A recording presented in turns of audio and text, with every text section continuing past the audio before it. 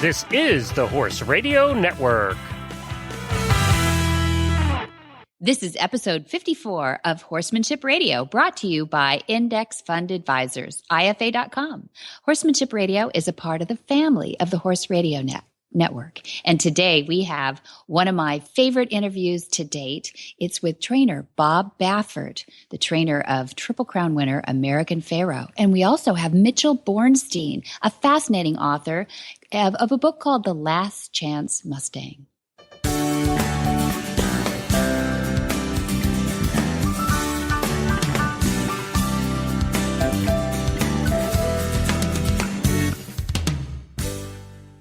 This is Debbie Laux, and you're listening to the Horsemanship Radio. Thank you for joining us. Horsemanship Radio airs on the 1st and the 15th of the month. And I have my producer, Jen, with me today. Hi, Jen. Hello. I'm so excited about the show. Me too. Me too. We've been teasing like crazy, so it's about time we let everybody in on this secret. It's a wonderful look into Bob Baffe's relationship with American Pharoah, don't you think? I think, and it's really kind of neat. Oh, goosebumps. Because American Pharoah did something that nobody's been able to do for 40 years, first of all. Yeah. So right there, legendary horse. Yeah. But beyond his prowess as an athlete, I think American Pharoah, the personality, the horse, I think had a really unique effect on his trainer as well. Mm-hmm. And I'm really curious to hear about that. Mm-hmm. Yeah. And such an effect on the whole United States, really, in the racing industry. I could throw it in as a lump, but we actually had a unique situation in him winning the Grand Slam as well as the Triple Crown, because that wasn't available, as I understand, 40 years ago or 37 years ago when the last Triple Crown was won. Yeah. There was no Breeders' Cup. Right. They didn't have the Breeders' Cup included in that. That's right. So for him to come back, what a show of generosity, I think, on the part of this team, and what a show of dominance by this amazing athlete called American Pharoah. Yeah, it's really exciting, and we get to hear the person behind the sunglasses. That we see every summer on the TV set. So, because he's always been someone who's in the news on the TV, but you don't really know him. He's a very, very private person that way. And it's so fascinating to get to know him just that little bit. Yeah. Yeah. For me, he's always been an iconic character, that shock white hair and those ever present dark glasses, striding around with confidence in his medium. He really is in his medium, but like anything that's, so difficult to achieve, it must have been so hard to win all those other Kentucky Derbies, all those other achievements, and not get that one crowning jewel that is so elusive for all trainers, really. But for Bob, it must have been such a I just hope he doesn't retire now. It must have been such a capper to what a wonderful career. But everybody dreams of that, Every horse owner that trains a thoroughbred or owns a partnership in a thoroughbred or a part of a little syndicate of a thoroughbred dreams that they'd win the Kentucky Derby. But very few are on the clouds that can even dream of being a part of a team of the Triple Crown.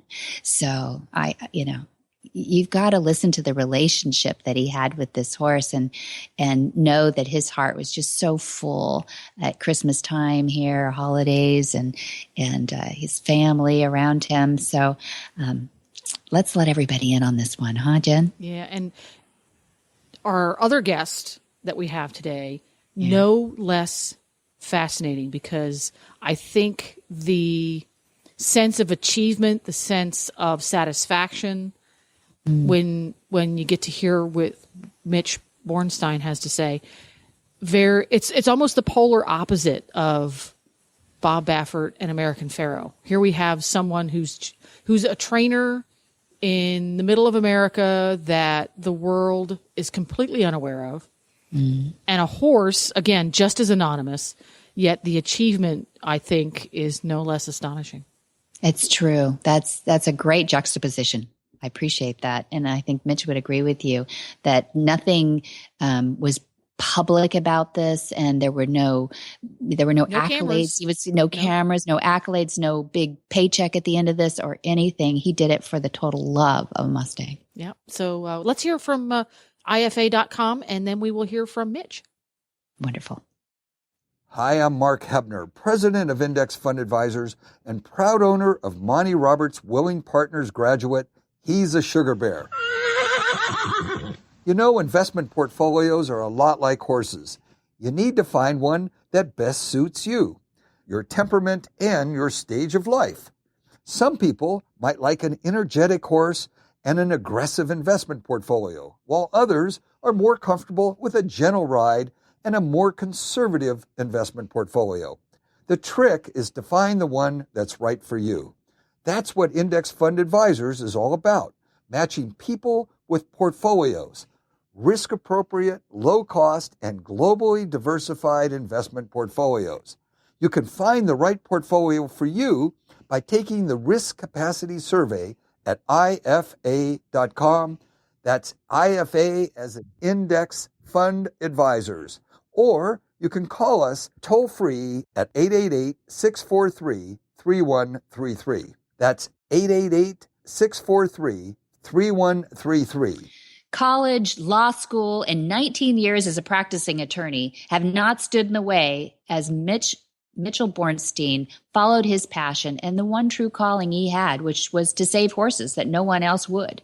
Horse trainer, clinician, CEO, and head trainer at the Art of Horsemanship, Inc. He is the author of The Last Chance Mustang, the story of a one horse, one man, and one final shot at redemption. He has rehabilitated hundreds of mistreated or unmanageable horses, including racehorses, neglected horses, unbreakable, and abused horses. For Mitchell, there is no such thing as a bad horse or a steed beyond repair. Mitch lives and works in Wheeling, Illinois. Welcome, Mitch Bornstein. I'm so happy to have you on the show as author of Last Chance Mustang. How are you today? I'm doing fine, and thank you so much for having us here. Where are you calling from right now? Where are we listening to you? I am just outside the Chicago area in the suburbs of Chicago, about 40 minutes north of Chicago. Yeah, and you are full-time training horses now? Is that right? I am full-time. I'm still a practicing attorney. I try and balance the two, but certainly with the book coming out and everything, demand has definitely popped up even more than it was. So it's become quite difficult to balance it all. But yeah, pretty much, 80-90% of my time right now is dealt with trying to cater to my horse clients for sure.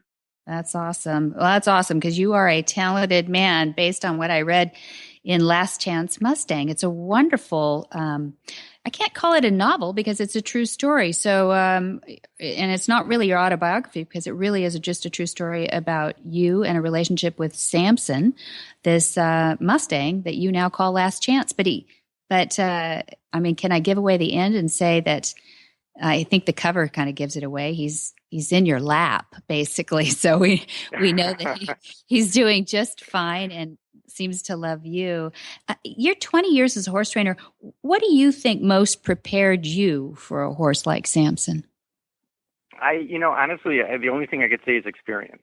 It's really, I think I may have said in the book, I've definitely said in interviews that if I had met Samson 20 years ago, I don't think I would have survived it, let alone been injured. I mean, I just wouldn't have had the skills to do it. I think that 20 years of managing difficult horses and going up against them in a manner of speaking and watching their body language and their mannerisms and sort of learning when to back off and learning the pressure and learning when to call it a day. I think all that comes into play and reading certain signals. Certainly Samson is a pro at giving signals.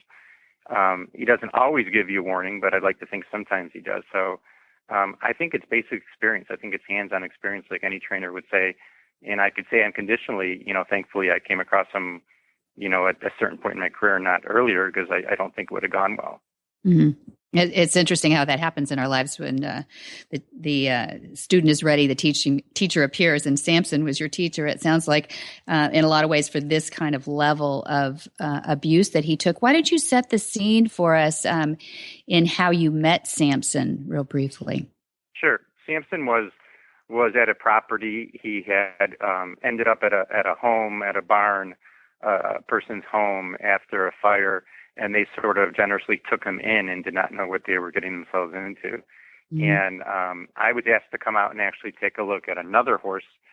And it was probably, the owner was probably angling it the whole time of, we'll have Mitch come out and then we'll, talk about the other one. And I was out to take a look at this other horse. And then it was sort of, by the way, there's a horse we have here and it can't even be outside. It's locked up.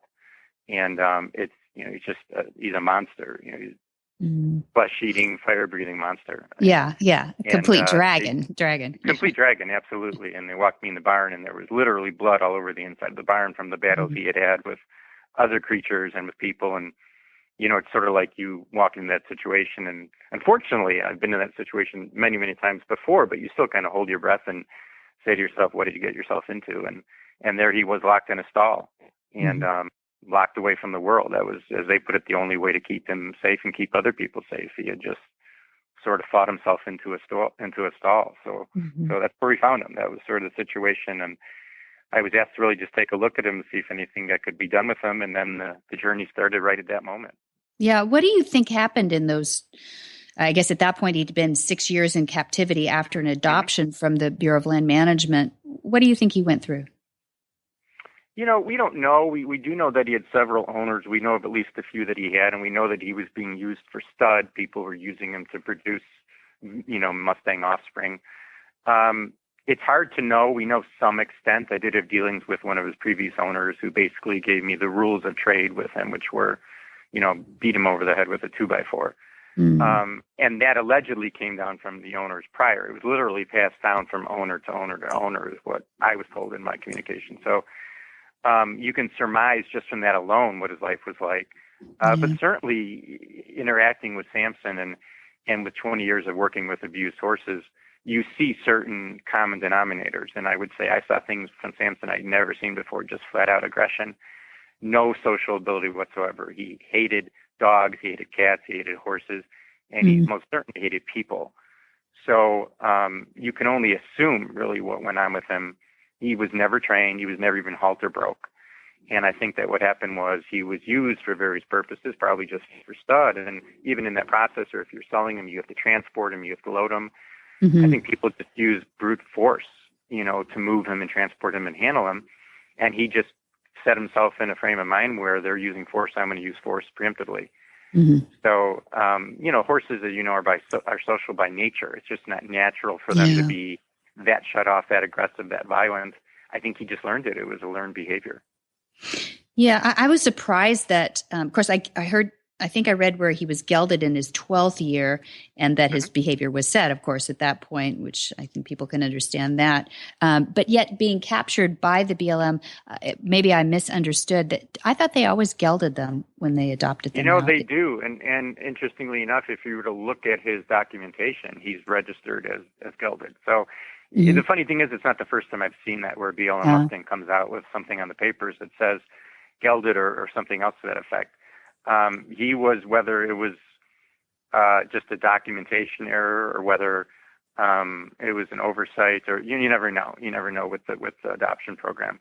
But he was definitely a stallion, and at that age, he was gelded to try and get rid of the behaviors he had. But certainly at that age, the gelding is not going to change any of that. Yeah, and I thought you might say, because I read somewhere where there's like a 3 strikes out, which then those Mustangs are almost always meat wagon victims, which shocked me. Is that right? It's correct. It's the Burns rider. It came well after the original law in 1971, and it was kind of, we discussed it in the book, in fact, and it was kind of slipped through at the end of the session in Congress, and it passed through. And up to that point, there was no sale authority, and then they invoked this 3 strikes rule, which means that if the Mustang has 3 strikes against it and has gone through the program, basically there's sale authority on the horse. And theoretically, under the law, the wild horses cannot be sold. They can be adopted out under a probationary period, which means that the BLM can monitor you. They can show up at your residence. I don't personally know of any instances where that happens, but legally all that is in place. With the 3 strikes rule, you can go and purchase a horse, and that's it. It's yours. Title is yours. There's no oversight. There's no issue. And really, as we go through in the book, it just created this horrific scenario where suddenly these federally protected Mustangs are being sold outright and going straight from the sale onto a truck and on to slaughter domestically before we, no longer had the slaughterhouses domestically, but still Canada and Mexico are certainly viable options, as we all know. Mm-hmm. It is amazing that Samson never ended up on a truck slaughter. My position has always been that people were looking to make money off his ability as a stallion, and that was it. That was I the guess. only thing that kept him alive. Yeah. Yes, they just treated him like a wild animal forever. Never seemed to have any intention of helping gentle him. So you describe him. Let's get into Samson because he's such a wonderful, wonderful personality. Or you've developed a wonderful personality on paper. I can't imagine how cute he must be now. But you've described him through the book. I saw a thinker, a strategist, a warrior, a refugee, a beast, an iconic American Mustang, Napoleon. You've referred to him as so many things, but he ends up just being yours. I can't say it any better. What do you think that process was like for him? What did he think about you? I think it's traumatic. I think it was traumatic. I think to some extent it's still traumatic. I don't think, if we could talk to our animals, I think if someone could sit down and interview Samson, he'd be like, I'm not his. It's no one, has rights to him. And I think that's the way it should be. I think that, all of those adjectives that, you just went through, it's fascinating because I think, the one thing that I like most about him, and I think it's all of us, is that he's imperfect, right? He's not perfect. Mm-hmm. You so many times read stories or see movies where the animal or the person or the character is perfect. Samson is not perfect, right? He certainly has baggage from being abused. He has baggage from being a captured BLM Mustang. He has baggage from being locked up, for how many years.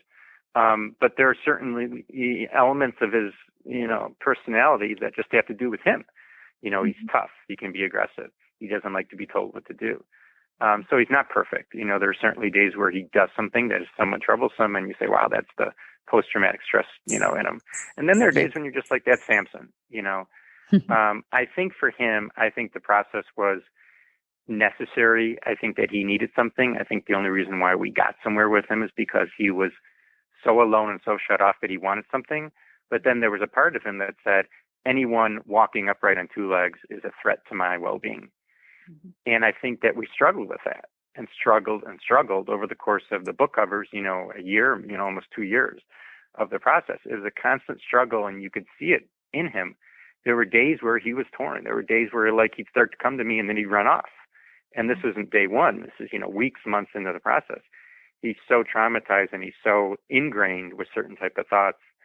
I think it was a very hard process for him to make, sort of to straighten everything out in his head of, is this person a threat? Is this person not a threat? And you would get somewhere with him and you think you're advancing, and then you would come back 3 days later and you'd be like, no, I thought about it and I'm not on board for this. And it was that constant struggle. So, for everything I went through and the ups and downs, which we, readily admit, and that can be the case when you're training any animals, there are lots of ups and lots of downs.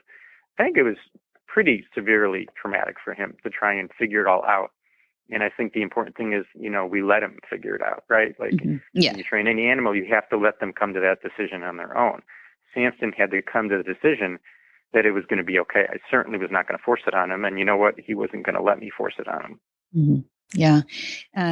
You had said one point that his prison it was at first literally like bars because he was in that small little, I think you described it as a milking shed, just a small little stall. Yeah. But that it was really a mental prison. Even after you let him out into the pasture and you got him out of this such a confined space, he still had a mental prison about it. And that seems to be what you're describing now is those bars just kept going up, even when he wanted to let them down.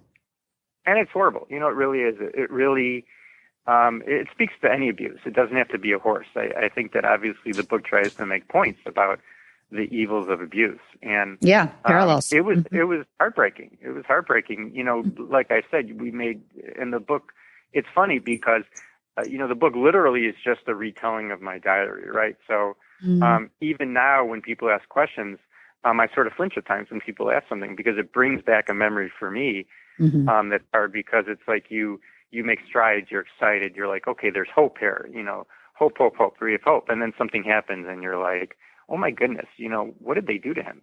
Yeah. That he just can't get out of his mind. And I think, the message there is that abuse takes a toll, especially chronic abuse.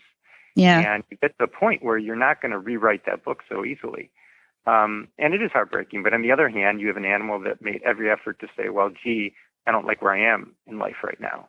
And I realize, that this may be an opening for me, and I'm going to try and take it, but it's not going to be so easy. So it is horrible to try and even picture what any animal goes through, abuse-wise. But certainly Samson, the fact that his body is scarred all over, and not from fights with other wild horses. They're scarred from ropes and whips and everything like that. I think that's a pretty good indicator of what his existence was like.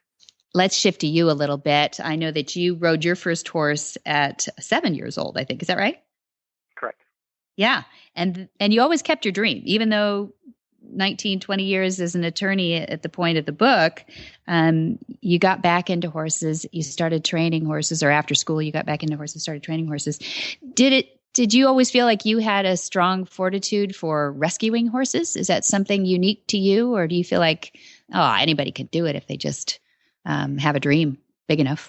I think that certainly to some extent anybody could do it. I think for me, it sort of kind of fell in my lap. When I was younger, I was somewhat maybe clueless and naive, and would take whatever people brought to me.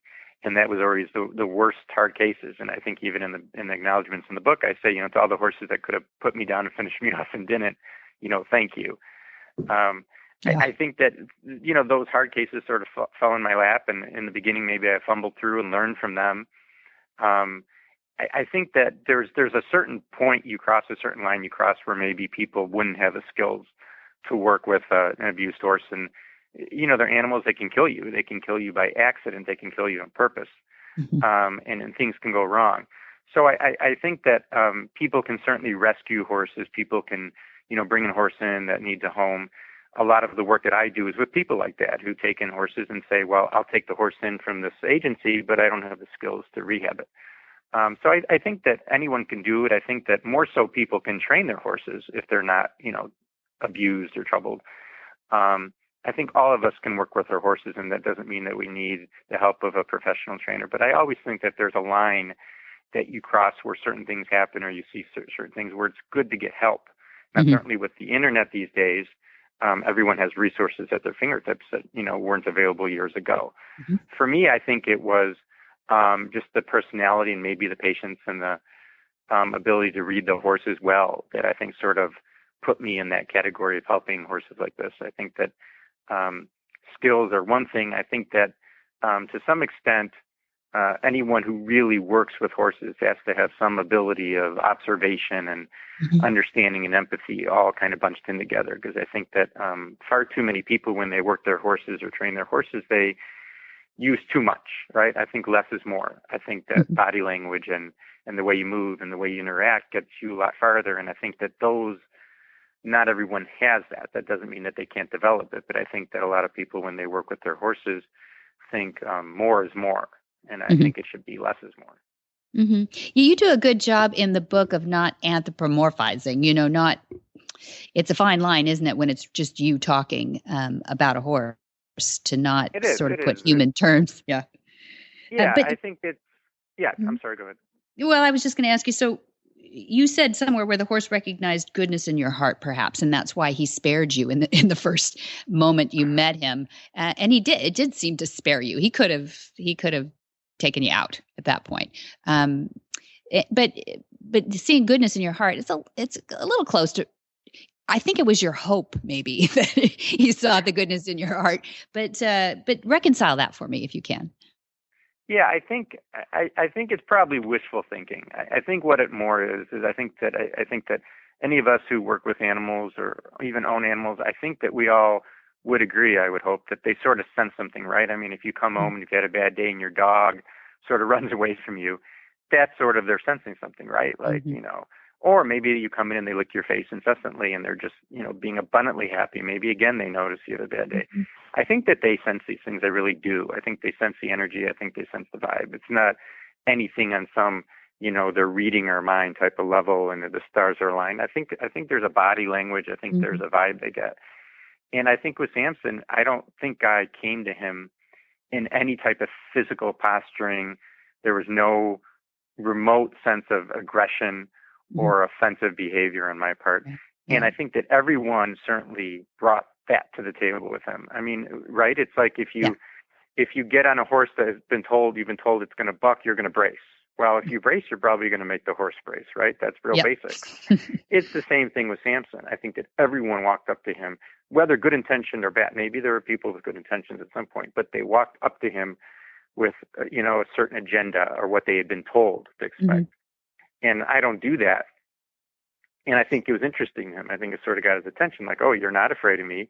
You're not being mean to me. You're not being physical with me. Like, what's your deal? This is sort of different.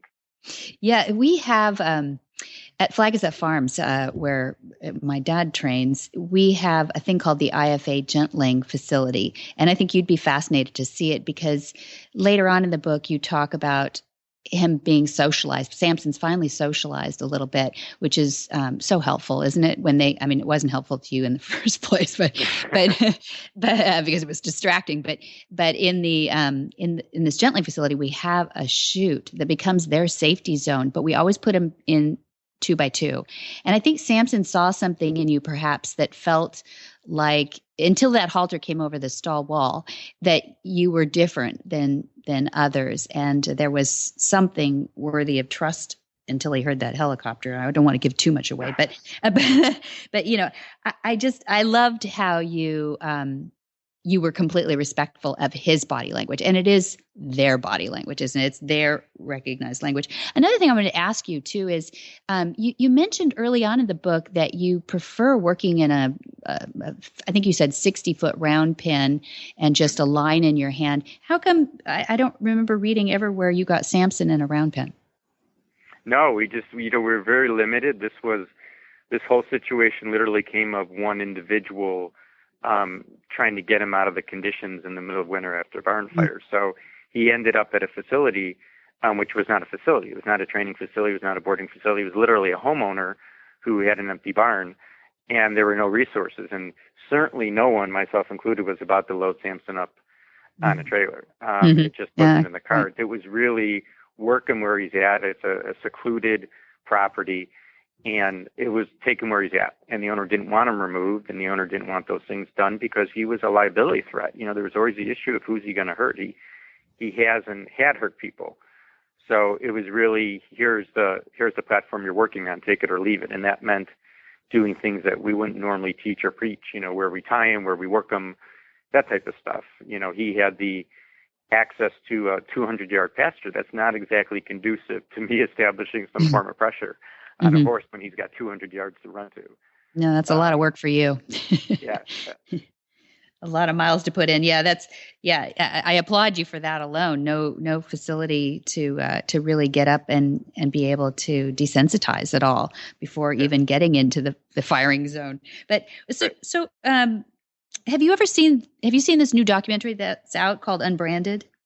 I have seen it. It was good. It was, it's a great showcase for the power of the Mustang. I think that it shows that these are amazing animals, and I think that they have so much potential. They're different. This is nothing, no takeaway from our domestic horses, but the wild horses are different, and their thinking is different, and their genetics are different, and really anything you put to them is in the cards. It's on the table. It's right there. I'm going to try it. I'm going to do it.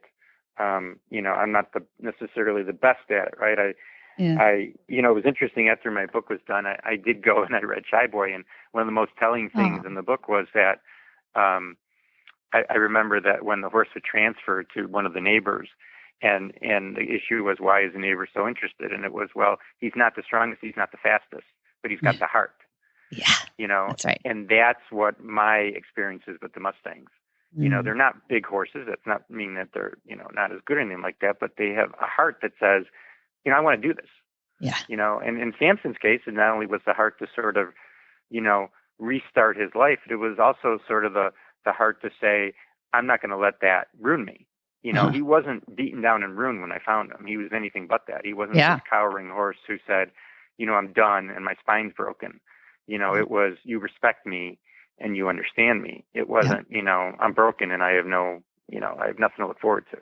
Yeah, at 12 years old, that you're right. That is absolutely unusual, and that is the heart of a Mustang right there too. I think that's how they survived 50 million years, and somebody should read the book alone for the history of the horse that you put in there. I think it's probably one of the better comprehensive descriptions of the horse's history that I've ever seen. So people should read the book for that. You. Yeah. Oh no, thank you. It was great to have it all in one spot like that. It remembered everything about Xenophon and everything. It was great. That took a year. That took a year to compile, God. and you always, in the process, wonder if you're sort of chasing your tail and how people are going to respond. But I think that in the case of the Mustang, you have to do it because so much of the debate centers around the history and how we categorize them and what protections we put on them, that to really understand the sort of platform of the book, which is, read the facts and make your own conclusions about the program and what's going on. You have to give people the facts going all the way back of this is how they got here. Yeah. So, it's great to hear that people enjoy it and don't say, God, it bored me to death and I fell asleep. Oh, not at all. No, everybody should know all those things about horses if you love horses. So read it for that alone. But what was your goal for the reader in writing this book? My goal, I think there was definitely, it was multifaceted. It was, when writing it, it was always kind of keeping the eye on the ball of what were my points, am I, falling astride of all that? And I think that the book definitely has messages about abuse. That could be for any animal, and the evils of abuse. I definitely think that there's also a component of the book about the proper ways to train horses and what's improper, and some of the ideas behind the proper ways, and how to understand what your horse is doing and what message the horse is giving you. And then certainly there's no question that the book, makes a platform for the wild horse and where their future is headed and maybe not headed. Mm-hmm. So, and then of course, I think that there's themes in the book that overriding things that we can all relate to, which doesn't make it a horse book. It makes it a book for people. And that is, there are concepts of hope and redemption and being damaged, but not really being damaged, and working with that and looking past it and moving on. And I think that, yes, maybe Samson is damaged in the book, but I think that the book speaks to how you can work with someone like that and how someone like that can sort of, animal or person, rewrite their history and get a new start. Great. That is a great message. And I did get that as well. So you hit the goal with me. Thanks, Mitch. Thank you. Yeah. So, Mitch, I loved having you on. I've kept you long enough. I know you've got another thing to run to. So I would love to have you back sometime and hear about the next book coming out. You going to write another one? Oh, you never know. We definitely have had that question come up. I would only write another one if I could, feel that I would be just as proud of it as I am of Samson's story. So hopefully, but thank you so much for having us and for saying such kind things about the book. Absolutely. Thank you, Mitchell Bornstein, author of Last Chance Mustang, the story of one horse, one horseman, and one final shot at redemption. We're really excited because Sean's Omega Fields company has done something amazing for one of our test horses. His name is Cadillac.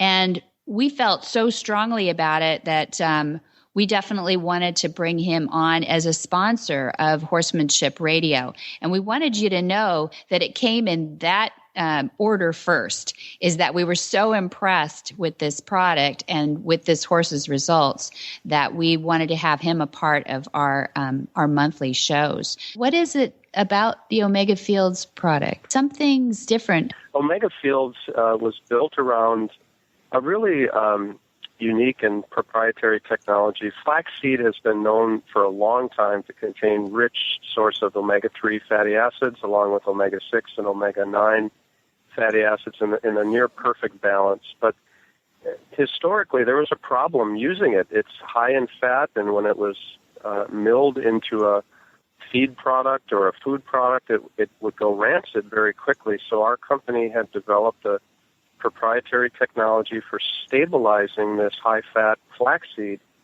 to make it usable, give it a long shelf life in a natural environment. We don't use any chemicals or additives to extend the shelf life or anything like that. It's a completely natural process. That's what makes our flax really different. It makes it usable. It makes it nutritious over a long period of time. We guarantee an 18-month shelf life, so consumers can use it with confidence without it going rancid that, would potentially harm the horse. So quality of manufacture, every single thing in that product, Omega Horse Shine, is food grade. It's made at a food grade facility with great care of product quality. The stabilization technology makes that omega-3 nutritional value locked in and usable for a long period of time. So proof is in the pudding, so to speak, that it really works. You'll see dramatic results in a fairly short period of time. Bob Baffe just achieved the greatest accomplishment in racing by training the thoroughbred American Pharoah, winning the 2015 Belmont Stakes and capping the third jewel in the elusive Triple Crown. The first to do so in 37 years. Bob has trained 4 Kentucky Derbies winners and 6 Preakness Stakes winners and 2 each of the Belmont Stakes and the Kentucky Oaks winners. This year, Bob and American Pharoah won the 141st Kentucky Derby, bringing his total number of victories in the Derby to 4.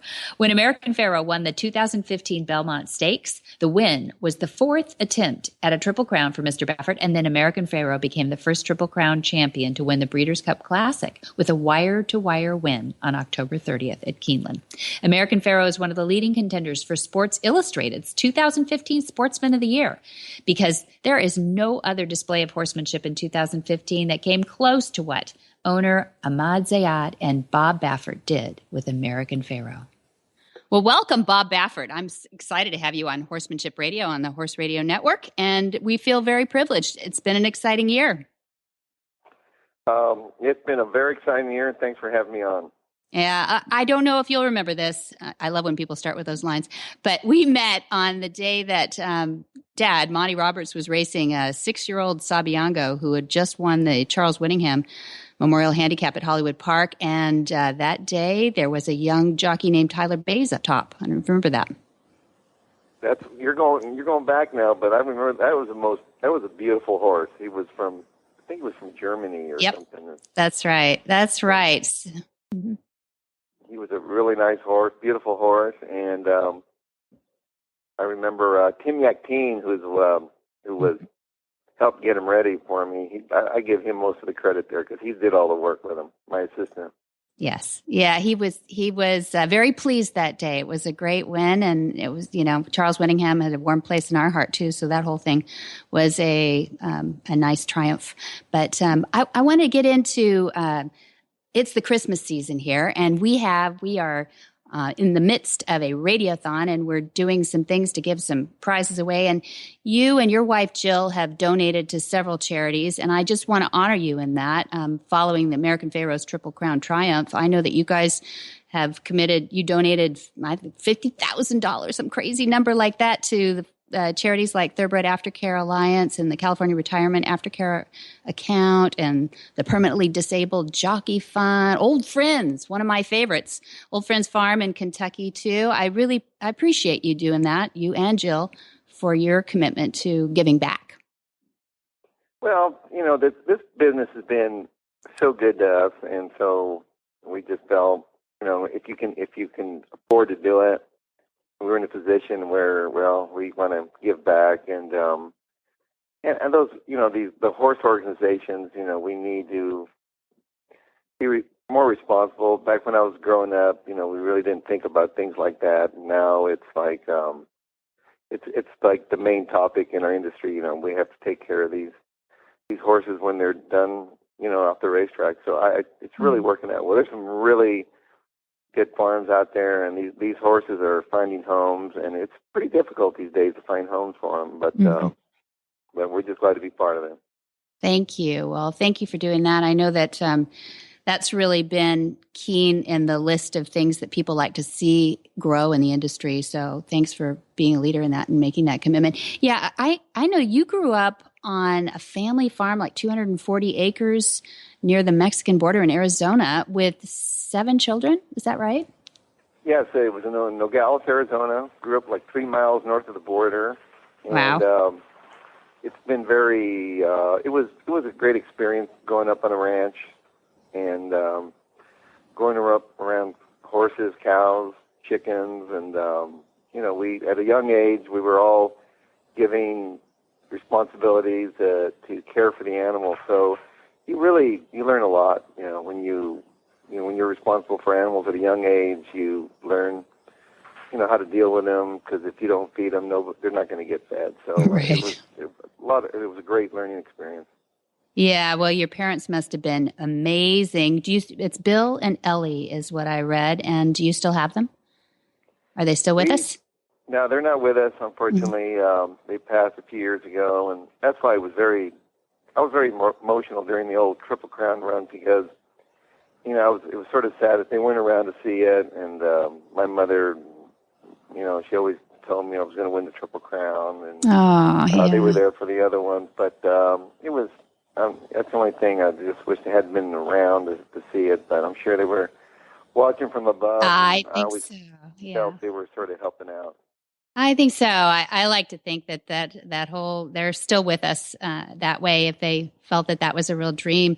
How is it growing up with 7 children in the Baffe family? Were you all into the horses and the animals? Well, we when there's 7 of us, and our television kept on. We had this antenna, I remember, out in the fields, and the cows kept knocking it down. So sometimes we didn't have television for long periods of time, so we had to entertain ourselves. So we entertained each other, the middle children. I was number 4, so I usually hung out with my number 5 brother. And so we just found ways to, when you're on a ranch, you go out and do whatever you want. And my parents would take us to Mission Beach for the summers and drop us off and go back to work. And he worked really hard. My parents really worked hard. So we had a great childhood. We grew up the right way, and my father taught us from a young age the responsibility. You have to be very responsible, and that's really stuck to me all these years. Mm-hmm. And you have a strong work ethic, and you seem to have imparted that to the people that were around you that work too, which is great. I think that's why you're highly respected. I don't know anybody that's dealt with animals to the length of a career as yours that isn't as strong, doesn't have a strong work ethic. So I'm sure you're passing that on to Bodie. Am I right? Well, hopefully, when you grow up around animals in a ranch, it's 7 days a week. So when you're used to something like that, it's not, a lot of people, they want to take the weekends off. And I don't know if Bodie wants to be a horse trainer. He wants to be a meteorologist and work giving out weather. He's really into weather. Matter of fact, after the Triple Crown, he did the weather with the Weather Channel. He was Sam Champion, so that was pretty cool. He was very excited about that. So with you and Bodie and Jill, are there any family holiday traditions that you remember from your time in your family that you've carried on now to these days? Not really, because we do a lot of traveling now that we're, Jill and Bodie, we go to these races, and so we just sort of I'd live a totally different life than I did when I was growing up. Especially when you grow up in a quiet little town like Nogales, Arizona, there's not a lot to do. But now living in Southern California, it's just the hustle bustle, and it's a totally different style of living.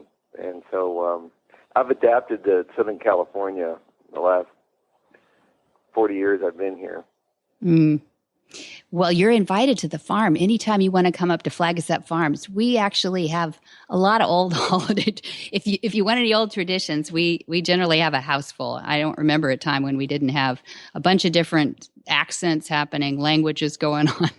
It's quite hustle and bustle. So that week after Christmas, you guys are officially invited to come and just chill if you need a place. We went there with my father one time. We we had some quarter. I started out with quarter horses, and I remember we were breeding a quarter horse that was, I think Cardiff Stud Farm had a quarter horse or somewhere around there. And I remember we drove into the Flags Up Farm, and I remember briefly, I was like 15, Oh, wow. 16 years old, and I remember going there, and I remember there was a horse in a round pen there or something. I forget the name of the horse, but it's quite impressive because coming from Nogales and seeing a farm like that was I'd never seen anything like that. But I remember vaguely. I remember being there and going to that area is so beautiful up there. Yeah, it is. And it's not that far, Bob. You're only a couple hours. Sean and Kim McCarthy come up quite a bit, and I think they eventually want to retire there. So come check it out for them so you have, some point of reference for them. Yeah. I believe you were a race jockey in your teens. Is that right? Well, you know what? I was always considered, when people talk about it, that they say, I remember when you were trying to ride. So Nice. Never considered a jockey. So I was trying to, I won like 25 races, quarter horse races, and it was fun. I was too tall. I was too big. The weight was really, it's so tough. It was hard for me, but yeah. I enjoyed it for a little bit. I wanted to me, I wanted that that was going to be my identity. And coming out of high school, I wanted to be a jockey so bad. I wanted to be like Bobby Adair, the great quarter horse jockey, and but he was. I found out pretty within a year that it was not going to be me. I was not going to be that kind of jockey. So he actually, Bobby Adair told me one time that I needed to quit if I didn't think I was going to be that good. So I quit immediately. Yeah. Well, it sounds like you did pretty well on the training side of it anyway. So I guess we're lucky that you got too big. We'll take that. It was either train horses or get a real job. So yeah, I took train horses. Really glad you stayed with that. I couldn't miss asking you a few questions about your training abilities. Your dad said that you always had. I read where he was quoted as saying that you always had something special with horses, and that you read them well, you work with them well, and I've lived long enough to see that champions make champions generally because their horses love them. And I read quotes that you had said too, that you love your horses, and that if you love your horses, they respond. So you have to love your horse. So tell me about American Pharoah. I mean, every champion has something special and unique between his trainer and him, I think. And so what's something about American Pharoah that makes that relationship special for you? American Pharoah was, when he first came, he was a little bit rambunctious. He was wanting to do too much. He wanted to go too fast, too early. So we had to work with him to quiet him down a little bit. And his first race was sort of disastrous. He going to the paddock, he was just a mess. He really wasn't handling it well. With the blinkers, he was tough in the warm up. With the pony, going to the gate, he got in the gate. He tried to act up in the gate, broke, stepped slow, made the lead, then just stopped, and it was just a bad out. Just not a good experience for him. And I was really disappointed because I really thought, we were hoping he was the next coming. We're always hoping that we're going to have the next a big horse, and I've been fortunate to have all these big horses, so we're disappointed is out. But then after that, we decided, we took the blinkers off, we schooled him a lot, and we noticed that he was real sensitive to sound. I remember we were schooling him in the morning, and it was like 11 o'clock in the morning, 10 o'clock in the morning, walking over to Del Mar, and somebody turned on a tractor, and he just spooked. The noise got him, so we decided to put some cotton in his ears, maybe try him with that. And then from then on, he was very quiet. It pacified him somehow. And so I eventually got these little earplugs that I ordered online, little sheepskin earplugs for like $6.95. Really? And he's made $8 million of those earplugs himself. So it was pretty good. It was a good investment. I can see it now. Bob Baffert earplugs. You get to endorse those things. You know what? Well, I got somebody asked me the other day. I got a call from some guy there's some friend that was a barrel racer, and her horses needs some kind of plugs. Want to know what kind I use, so they want to know what my secret plugs were. Like, it's just easy, just on the web there. You can buy them. Yeah, I think behavioral they're $4.95 genius. now. Oh, they've dropped. Yeah, well, the use of them has gone up, so it's a quantity thing. I actually tried. I contacted the people who make them. I said, I just want you to realize that this horse, Triple Crown horse, is using your earplugs, like, no, so they leave. But they just really said, "Oh, thanks. It's good to know." Thanks. That's kind of like no biggie. I have no idea. Well, what I loved about that you said, I think this is what you want to see in every thoroughbred, that he always looks like he's having fun out there. And you talk about his ears twitching. And I just love hearing that, because that means everybody's in your team is doing something right. You're feeding him well. He's fit, and they can't be having fun if not everything's put together. So I appreciate you bringing that champion on like that. And that you said every time you run him, he shows a new dimension. Were those dimensions behavioral, or was it that he was just stronger each time? Well, you know what? He really changed physically from January to March. He got longer. He told he was like a short coupled horse. He had a short back, and then he got longer. In the last 2 months, he grew up, stretched out, and but his stride is what really set him apart. His mechanics, his fluid stride, really, he jumped a long way, and he did it without really having to work at it. And he was quick. He was quick on his feet, and so, but he had a great mind. He got a nice, smart head. He's got a soft eye. He's just a very and a sweet, loving horse. He was he would put your head in your lap. He was spoiled rotten. He was he's one of those, like, when you brought him out and you go to take him back to the stall, he did not want to go back to the stall. He wanted to stay out there and enjoy it a little bit longer, and he was pretty pampered and spoiled, but when he came down to train, he really enjoyed training, and I think that's very important for these horses. They have to enjoy what they're doing. And you could tell when he got out there and galloped, or if he breathed, he had those ears forward, happy. When you see those ears clicking forward, you know your horse is happy. And every time we worked him, he never had a bad work. He always had a really good work. And so it's very rare. Sometimes you'll breeze a horse and you won't be happy with it. He was always, there was never a bad work. He was just spot on every time we breeze him. Yeah. No, and everybody says that about him, that he is just such a sweet horse too. But good to hear that from the athletic side too. So are you guys doing anything together at Christmas time? Are you going out to Kentucky, or anything traditional that way?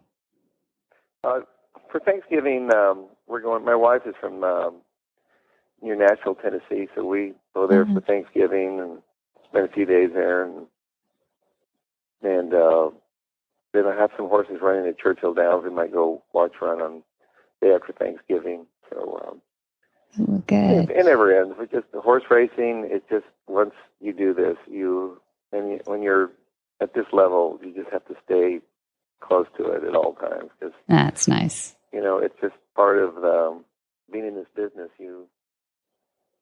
It's never ending. As you know, as your dad knows, you just cannot. It's hard for me to get away. That's nice. Well, that's great. That means you love it, and that means the horses will continually be loved, and we're real happy about that, and really happy that you had such a great year. And I appreciate the fact that you've had such breakthrough moments too, with the Grand Slam now, and we just wish you a long, happy career now. Don't quit on us now, because you're just warming up. So I appreciate you being here today. Well, every year when I've had a good year, I've always thought, well, how can I ever top this? And now I'm like, Yeah. how are we going to top this? It's like maybe we find some way. But just to be able to compete at this level, and I've been in for a while, and I've been really fortunate and blessed to have these good horses, and to be able to look forward, and hopefully you'll have another Kentucky Derby winner down the line or something. Because it really, the racing purebreds, it brings people together. I've met a lot of people through this. I've been invited to do things like last night we went to it's called the Golden Goggles, where the U.S. swim team, the best swimmers, they got their awards, and I got to present an award. So, it opens up. You get to do things that I never really imagined of doing. So it's been a lot of fun. The Pharoah Tour has been quite exciting. Yeah, the Pharoah Tour. It has been amazing, both you and the Zayats. I appreciate all the feelings that we've seen come out of that whole experience in that team. Such a class act you all are. Well, I think that horse was a class act. He just made us really appreciate things that we missed before. And when you have a horse of that greatness, I think he makes you think differently, and he makes you, before I always went in, if I won a big race, well, I felt like, well, I did that, but it was different. It was, when you have a great horse and he was doing things, my job was to make sure I didn't mess it up. I had this gorgeous animal who was smart and sweet and intelligent, and I just wanted to make sure I just kept him happy, try to manage him the best I could, and he was great to us, and it was he's going to be missed, but he's got a great career in front of him. But I don't know if, we're always looking for that one horse in our lifetime that's going to really make a difference, and he was that horse. Mm-hmm. Yeah, I think Dad's statement was, when he finds one that he really has done well with, he said he just felt like he was in the presence of greatness. There's an aura that they give out confidence. So. But, every trainer, we all dream that, we want the next Secretariat, Slew, whatever. And I've had some good horses, and I thought Point Given was a great horse. He really won the Triple Crown. I missed the Triple Crown a few times, but, sometimes we use the word great, a little loosely, like, oh, he's a great horse. But to me, they're all great. But this guy was special. He was just something that he was totally, he did things that I've never seen other horses do. And he did it with such ease and with such grace that he was pretty, I watched him run as a fan when he turned for home. I never rooted him on. I just watched, and so I was watching awe. And so to think that a horse of that caliber is actually in your barn and you get to see him every day, it was quite. It's a magical feeling, and sometimes it's hard to really, until they're gone, then you say, "Boy, I miss that guy," But just to be lucky enough to have a horse of that quality was. I'm just really feel very, very lucky. Well, that's awesome. The harder you work, the luckier you get. I know, but I know what you mean, and it's blessed. I totally agree with you. I appreciate you giving us this time. It's a crazy year, and you could put your time in a lot of different places instead of us. So thank you again for being our guest today, and I hope we get to talk to you down the road. Yeah, thanks, Bob. Bob Baffe. All right. Hi, I'm Monty Roberts, and I know that I'm transforming the lives of horses globally. You can learn to do it too on my Equus Online University. There's a new lesson on there each week, all the way from join up to advanced. Watch world's champions give their lessons. Join at montyroberts.com. Go to my Equus Online University. You can transform your horse too. Jamie Jennings, I am so glad to reach you by phone on your farm. How are you? I am doing good. You may hear some 2-year-old crying or some chickens in the background. I can't promise it's going to be a smooth. This is smooth not phone an call. official interview. We actually kind of ambushed Jamie here today because we want to ask her and put her on the spot if she will help us out in 216. And I think all our listeners are going to love this idea. We are going to start a new segment called Ask Monty because Jamie has committed to being a student, and she's coming out to Flag Is Up Farms in 2016 and wants to know how to be a horse whisperer and how to get her certification and how to work with those Mustangs like she did last summer in Gentling Wild Horse Course. And so, Jamie, I want to ask you if you put you on the spot here, if you would like to be our segment for the Ask Monty Q&As. Now, what that means is before you answer, be careful, Jamie. Be very, very careful. Right, you have an out still. That means that people write in. I get probably about 100 questions a week from people all over the world that ask the craziest questions, but there's always a core need at the center of understanding the horse. Why does my horse do this? Why doesn't my horse do that? And Monty picks one. He has the ultimate choice. He picks the ones that are the most broadly educational, and then he answers them. Have you looked at those before, Jamie? Have you ever seen those we post? It's my favorite email I get every week is the Ask Monty. Oh, great. Okay, so you kind of know the format. So what I was looking for somebody who's a good student, who I knew was searching for the information. You're a seeker, and would read those to us on every episode of Horsemanship Radio. Would you do that for us? You know what? Being a part of this show and being a part of that, any legacy of Monty Roberts is a total honor. I would absolutely do that. Are you kidding me? I get to chat with you all the time, a couple times a month, and read words that the master has written. So, of course.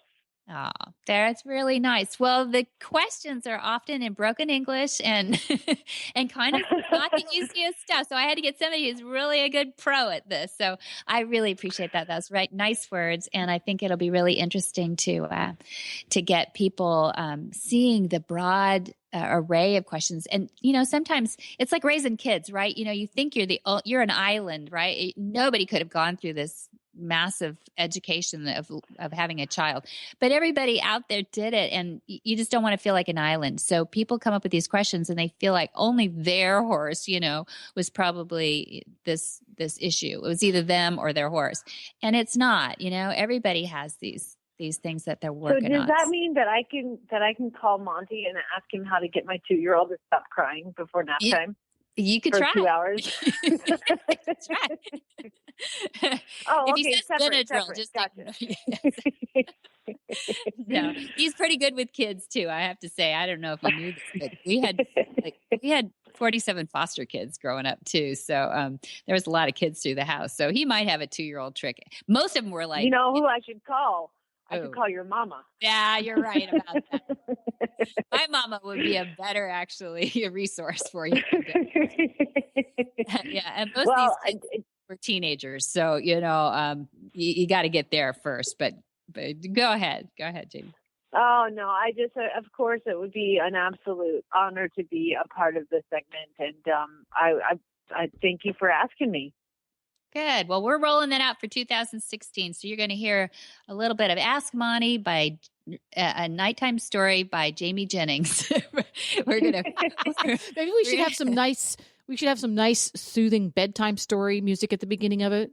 It might help. Yeah. It might help that adrenaline. Start out with Dear Monty. Yeah, I like it. Read it as it's written. I love it. I love the idea. I love that.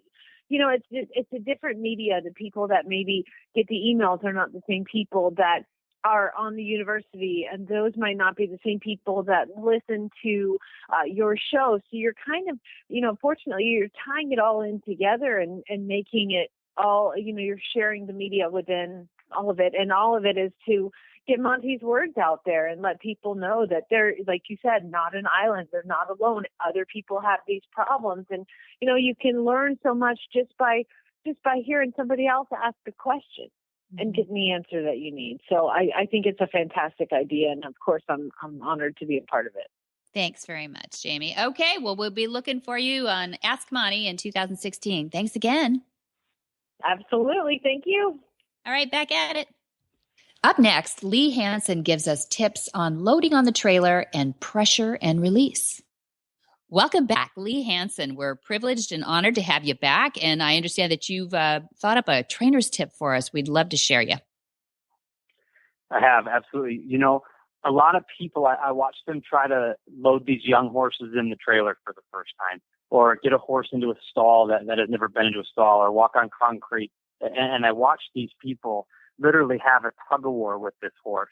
And you shoot yourself in the foot right off the bat when you do that. Horses are naturally going to respond to pressure and release of pressure. And the biggest part I think that people miss is that release of pressure. And you can't drag a horse anywhere. And so when you're loading a horse in a trailer or you're holding them into a stall, it's okay to pull that lead rope tight and just hold it. Don't yank on it. Don't pull on it. Don't jerk on it. But just hold that firm pressure there. And the moment they shift their weight forward at all or move the tiniest bit, let that lead rope go and pet that horse. And I guarantee you that horse will continue to make those small steps. It may not be fast as you would like, but they will make those small steps and get in the trailer, go into the stall, walk across that concrete, whatever it would be. Mm-hmm. Couldn't agree more. Thanks for that tip. What in the wide, wide world of sports is going on here?